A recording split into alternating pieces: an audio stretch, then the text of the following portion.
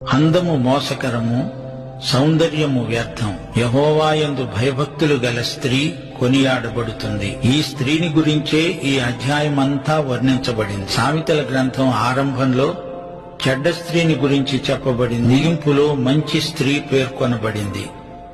ఈమె చేతులతో కష్టించి పని చేస్తుంది. ఈమె చేసిన పని శ్రేష్టమైనది. ఈమె దాన ధర్మాలు చేస్తుంది. జ్ఞానము గల స్త్రీ, ఇతరులకు ఉపదేశించగలదు. ఆమె డబ్బును పొదుపుగా వాడుతుంది. ఆమె ఒక ఆదర్శప్రాయురాలైన గృహిణి. ఇంటిని క్రమంలో ఉంచుతుంది. భర్తకు విశ్వసనీయురాలై ప్రవర్తిస్తుంది. సంతానాన్ని దేవుని మార్గంలో పెంచుతుంది. పతివ్రతా ధర్మం నెరుపుతుంది.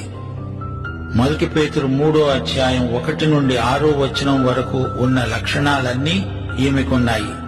అనగా భర్తకు లోబడుతుంది. భయముతో కూడిన ఆమె